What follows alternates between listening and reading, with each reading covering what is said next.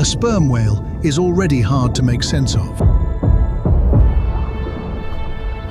It has the biggest brain of any animal alive. It dives into black water where sunlight never reaches. It hunts by sound, sending clicks through the deep, loud enough to travel for miles. It can disappear beneath the surface for more than an hour and come back from a world most animals could never survive. And yet, for all that power, the modern sperm whale is not built like the monster people imagine. Its mouth is strange. Its teeth are mostly in the lower jaw. Many of them do not do much in feeding. When it hunts squid, it does not tear them apart like a shark. It pulls them in. The largest toothed predator alive is, in one very important way, a suction feeder. That is what makes the fossil from Peru so unsettling. Because millions of years before modern sperm whales became deep-sea squid hunters, one of their relatives took the same basic whale blueprint and turned it into something completely different. A sperm whale with huge teeth in both jaws, a skull built for gripping, struggling prey. A predator that may have hunted other whales. Its name was Livyatan. And the strangest part is not just that it existed. The strangest part is that the ocean once had enough giant prey, enough violence, and enough competition to make an animal like this possible. Then that world changed, and Livyatan disappeared with it. Today, the best place to begin the story is not in the water. It is in the desert. The Pisco Formation in southern Peru is dry, exposed, and almost painfully empty in places. There are stretches where the idea of whales feels absurd. No waves, no kelp, no dark water, just rock, dust, and sun. But that landscape is lying. Millions of years ago, this desert was seafloor. It was part of a rich coastal ocean full of life. Whales moved through it. Sharks hunted through it. Fish, seals, dolphins, and strange marine mammals left their remains in sediment that would later rise, dry out, and become one of the most important marine fossil sites on Earth. That is why paleontologists search there. They are walking through an ocean after the water has been removed. In 2008, a team led by paleontologist Olivier Lambert found a skull in that ancient seabed. It was not a small fragment that needed imagination to become interesting. It was huge, about 3 meters long, roughly 10 feet from front to back. And set into that skull were teeth that looked wrong for a whale. Some reached around 36 centimeters, more than 14 inches. They were thick, deeply rooted, and built for impact. They were not like the reduced teeth of a modern sperm whale. They were present in both jaws, upper and lower, and they would have come together when the animal closed its mouth. That detail changes everything. A modern sperm whale can be enormous, but its feeding style is built around suction and deep water squid. Livyatan's skull tells a different story. The snout was short and wide. The jaw muscles had space to anchor. The teeth were not decorative. They were tools for holding and damaging large prey. This was a sperm whale relative that had gone raptorial. It did not just inherit the shape of a predator, it carried the equipment for a very specific kind of violence. Scientists originally named it Livyatan melvillei, after the biblical sea monster and Herman Melville, the author of Moby Dick. Then they ran into a technical problem. The name Livyatan had already been used for a mastodon long before. Under the rules of naming animals, that meant the whale needed a new version. So, Livyatan became Livyatan, the older Hebrew spelling. The name changed, the animal did not. And the animal was almost perfectly designed to disturb our idea of what a whale can be. Most people think of whales as either giants that filter tiny animals from the water or deep divers that chase squid. Livyatan was neither of those simple things. It belonged to the sperm whale side of the family tree. but it seems to have lived more like a giant killer whale, only larger, heavier, and armed with teeth no living orca comes close to matching. Its estimated body length was somewhere around 45 to 60 feet, depending on the reconstruction. That puts it in the same broad size range as a modern sperm whale. But length is the wrong way to understand it. Two animals can be the same size and belong to completely different worlds. A modern sperm whale spends much of its evolutionary design on deep diving, sound, and finding squid in darkness.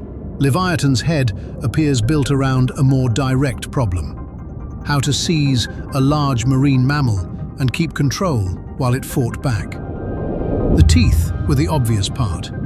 The deeper clue was the prey. The Miocene ocean was full of whales that were very different from the giants alive today. Many baleen whales were smaller than modern blue whales or fin whales, but still large enough to carry huge amounts of fat and muscle. Some were in the range of several meters long, the size where a predator could get a massive meal from a single kill. For a whale-sized predator, that matters. A large animal cannot live on drama. It has to live on calories. Livyatan's body would have been expensive to run. A predator that size needed prey rich enough to justify the chase, the injury risk, and the energy cost. Medium-sized baleen whales may have been exactly that kind of prey. Large, fatty, abundant in the right waters, and vulnerable to a hunter built to grab and tear. Picture the old ocean for a moment. A whale surfaces in a warm coastal sea.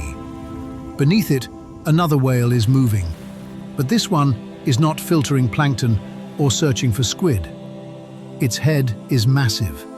Its jaws are lined with teeth that can lock into flesh. It is close enough in shape to feel familiar, but every important detail has been bent toward predation. That is the part that separates Livyatan from a simple sea monster story. It was not weird by accident. It was weird because the ocean had given it a job. The teeth make the job visible, but the skull holds another mystery. Like modern sperm whales, Livyatan had a large basin on top of its skull where a spermaceti organ likely sat. In living sperm whales, that system is part of the animal's sound-producing machinery. It helps generate powerful clicks used for echolocation and possibly other behaviors scientists are still trying to understand. For a deep-sea squid hunter, that makes sense. For Livyatan, it raises a better question. What does a whale that hunts whales do with a sound system like that? Maybe it used sound to track prey through murky water. Maybe it used it across distance, calling or listening in a sea full of animals larger than anything on land. Maybe the structure played a role in display, confrontation, or ramming. The fossil can show the space where the organ sat. It cannot tell us exactly how the animal used it. That uncertainty is important. Livyatan looks obvious at first glance because the teeth are so dramatic. It is easy to reduce it to a prehistoric monster with a giant bite. But real animals are never that flat. A whale does not become a whale killer by teeth alone. It needs senses, it needs behavior. It needs a way to find prey, approach it, strike it, and survive the fight. The skull gives us the weapon. The missing behavior is the ghost in the story. And then there was Megalodon. This is where the internet usually turns the whole animal into a battle scene. Shark against whale. One giant predator against another. It is an easy image to sell because both animals are famous enough to feel mythic and real enough to make the comparison tempting. But a clean fight is probably the least interesting version of the story. The fossil record does not give us a perfect answer for who would win. It does not hand us a confirmed duel between a full-grown Megalodon and a full-grown Livyatan. Any certain answer is mostly confidence dressed up as science. The better question is what their overlap says about the ocean itself. For part of the Miocene, the seas were rich enough to support enormous predators at the top of the food chain. The Megalodon was cutting through marine mammals with shark teeth built for slicing. Livyatan was moving through the same broader world with a whale's body and a mouth built for gripping large prey. That means the ancient ocean was not ruled by one monster. It was an ecosystem dangerous enough to build several, and that matters because animals like this do not appear in empty seas. They need abundance beneath them. They need enough prey to support their size. They need a system where being huge and specialized is worth the cost. For a while, Livyatan seems to have lived in exactly that kind of world. Then, the world started to turn against it. The cleanest extinction story would be simple. Something bigger came along. A better predator arrived. The old king was defeated. Nature is usually less theatrical than that. The more likely story is slower and colder. As the Miocene moved on, the oceans changed. Climate shifted. Water temperatures changed. Currents reorganized. Food webs moved with them. The rich coastal systems that had supported older communities of whales and predators did not stay frozen in place. For prey animals, that kind of change can be dangerous. For a predator built around those prey animals, it can be fatal. If Livyatan depended heavily on medium-sized baleen whales, then a major reshuffling of whale populations would have struck at the center of its life. Some prey became less common. Some moved into different waters.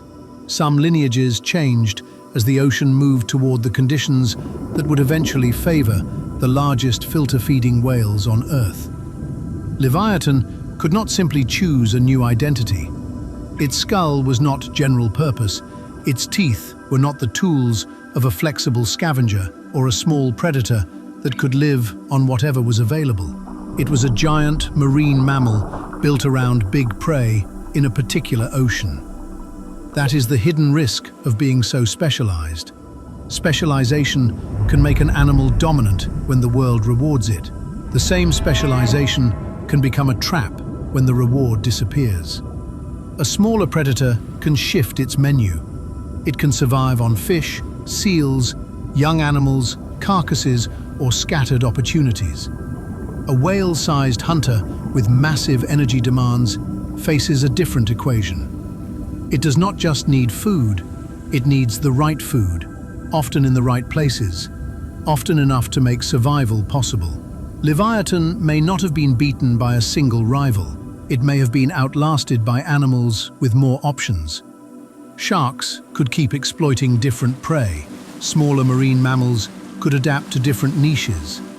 Later predators would succeed not because they were more terrifying in a single attack, but because they could live in a changing ocean without needing the exact world Livyatan had been built for. That is a harsher ending than a battle. A battle gives the animal one final moment of drama. This kind of extinction gives it a slow narrowing of possibilities. The prey moves, the water changes. The old hunting grounds stop working the way they used to. Each generation has fewer chances, fewer perfect targets, fewer places where the old design still pays off. Then, eventually, the fossil record stops answering. That silence is what makes Livyatan feel larger than its teeth. The animal is often described as a monster because that is the easiest way to understand it. A giant whale with huge teeth, a rival to Megalodon, a predator that could make other whales into prey. But the more unsettling version is that Livyatan was not a monster outside nature. It was nature, following its own logic.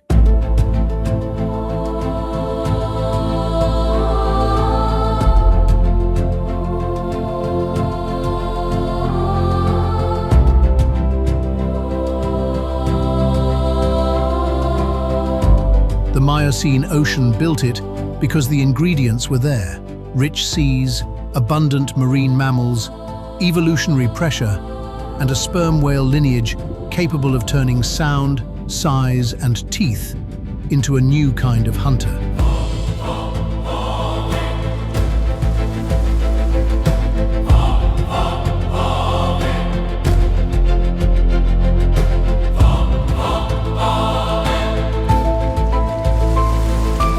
For a time, that design worked.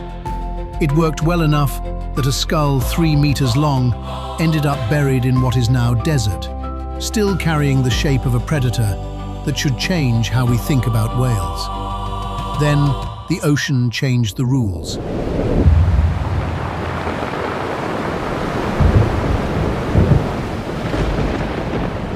And the same design that made Livyatan so powerful may have left it with nowhere to go. That is the real story hidden in the fossil. It is not just that there was once a whale with teeth bigger than a tyrannosaur's.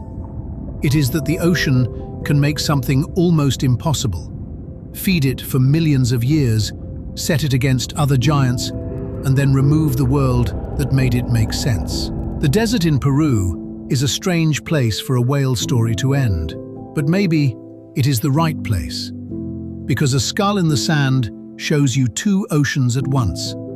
The one that exists now, far away, blue and alive, and the one that vanished, leaving behind a predator from a time when whales hunted whales. Sharks shared the sea with giants, and the most dangerous animal in the water still could not survive the ocean becoming something else. Livyatan was not just an ancient whale. It was proof that the deep past was not a quieter version of the present. It was stranger, heavier, more violent, and in some ways, harder to believe. And if a predator like that could disappear, not because it failed, but because the world it mastered stopped existing, then the lesson is bigger than one fossil. The ocean does not promise survival to the strongest animal in it. It only rewards the animal that still fits when the water changes.